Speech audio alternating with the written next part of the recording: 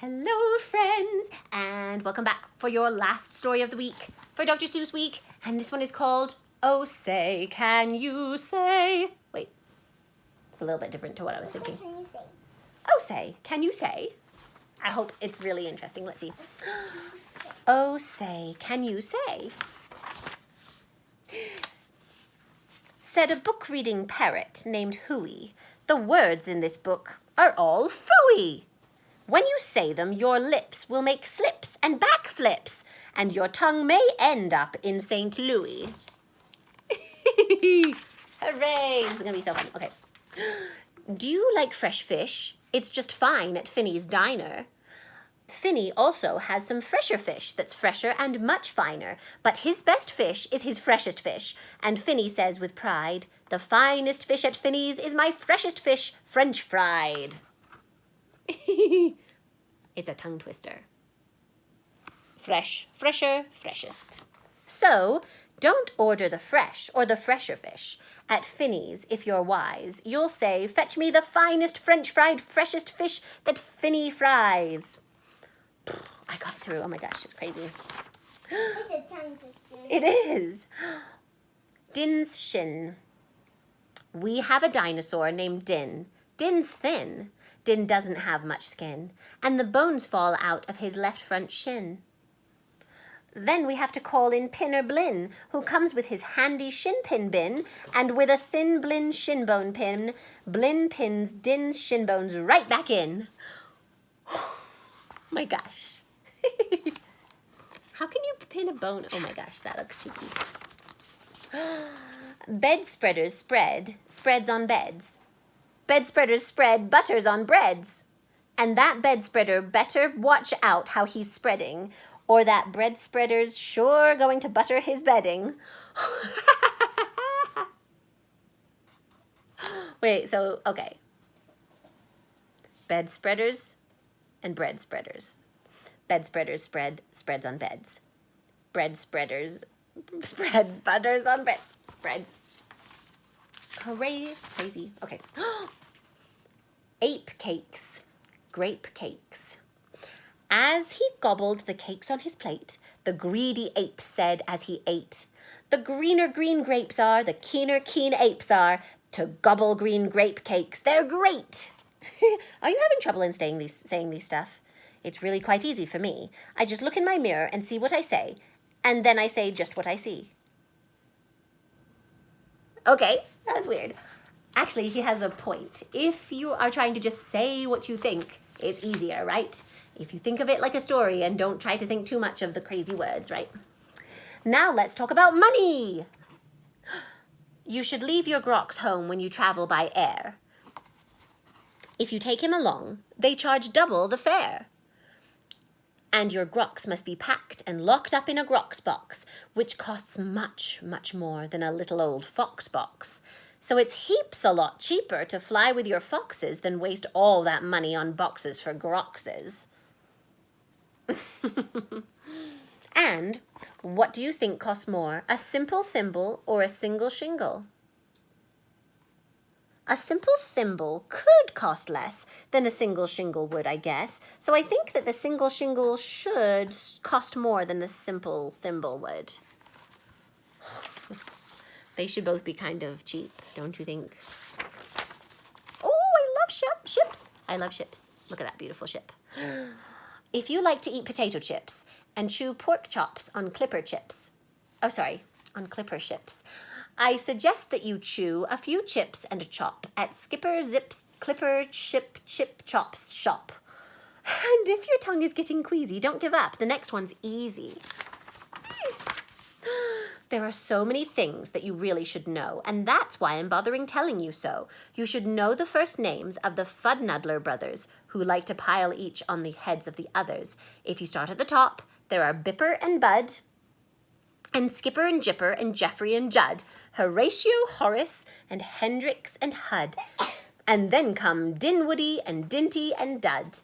Also Fitzsimmon and Frederick and Fudd, and Slinky and Stinky and Stuart and Stud. And down at the bottom is poor little Lud, but if Lud ever sneezes, like Amelia just did, his name will be Mud.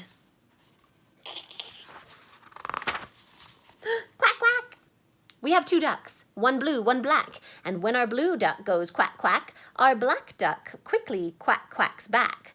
The quack's blue quacks make her quite a quacker, but black is a quicker quacker backer. A quicker quacker backer. A quicker quacker backer. And, speaking of quacks, reminds me of cracks and stacks and sacks and shacks and schnacks. So, oh, say, can you say, I have cracks in my shack, I have smoke in my stack, and I think there's a schnack in the sack on my back.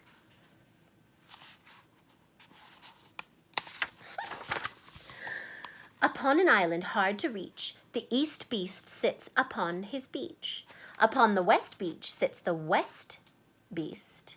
Each beast thinks he's the best beast. Which beast is best? Well, I thought at first that the east was best and the west was worst. And then I looked again from the west to the east, and I liked the beast on the east beach least. They look the same. Pete Briggs pats pigs. Briggs pats pink pigs. Briggs pats big pink pigs. Don't ask me why. It doesn't matter. Pete Briggs is a pink pig, big pig patter. Pete Briggs pats his big pink pigs all day. Don't ask me why. I cannot say. Then Pete puts his patted pigs away in his Pete Briggs pink pigs, big pigs pig pen. Okay, and that did not rhyme. Fritz needs Fred, and Fred needs Fritz. Fritz feeds Fred, and Fred feeds Fritz. Fred feeds Fritz with ritzy Fred food. Fritz feeds Fred with ritzy Fritz food. And Fritz, when fed, has often said, I'm a Fred-fed Fritz. Fred's a Fritz-fed Fred. That is so crazy, so funny. How to tell a klotz from a glotz. Well, the glotz, you will notice, has lots of black spots. The klotz is quite different, with lots of black spots. With lots of black dots. But the big problem is that the spots on a glotz are about the same size as the dots on a klotz.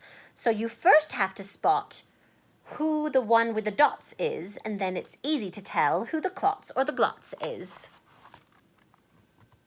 Can you tell? Yeah, I thought so. What would you rather be when you grow up? A cop in a cop's cap? Or a cupcake cook in a cupcake cook's cap? Or a fat flapjack flapper in a flat flapped jack cap? Those are like the pancakes, right?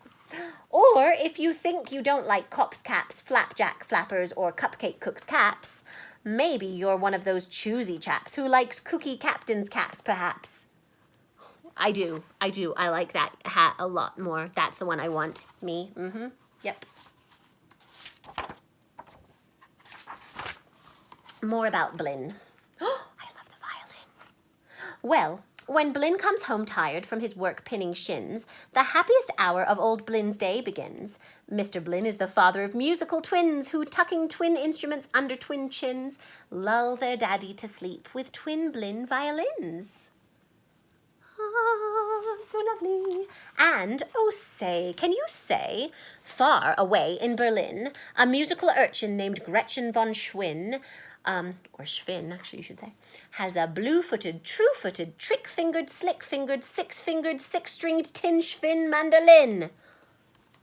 Whoa. Got it. Rope soap, hoop soap. If you hope to wash soup off a rope, simply scrub it with scrope. Scrope is so strong that no rope is too long. But if you should wish to wash soup off a hoop, I suggest that it's best to let your whole silly souped-up hoop soak in Soapy Cooper's super soup off hoop soak suds. Okay, that does not rhyme either. I like them, but I like them more when they rhyme. Merry Christmas mush. Ugh. That does not look very appetizing. One year we had a Christmas brunch with Merry Christmas mush to munch, but I don't think you'd care for such. We didn't like to munch mush much. The dog looks cross. The dog looks angry. He's like, why did you bring this here? And speaking of Christmas, here are some great gifts to give to your daddy. If your daddy's name is Jim, and if Jim swims, and if Jim's slim, the perfect Christmas gift for him is a set of Slim Jim swim fins. But if your daddy's name is Dwight, and he likes to look at birds at night, the gift for Dwight that might be right is a bright Dwight bird flight night sight light. Oh, that's pretty cool. But never give your daddy a walrus. A walrus with whiskers is not a good pet. And a walrus which whispers is worse even yet. When a walrus lisps whispers through tough, rough, wet whiskers, your poor daddy's ear will get blispers and bliskas. Whispering walrus. That's too silly. Oh, and that's almost enough of such stuff for one day. One more and you're finished. Oh, say, can you say? The storm starts when the drops start dropping. When the drops stop dropping, then the storm starts stopping.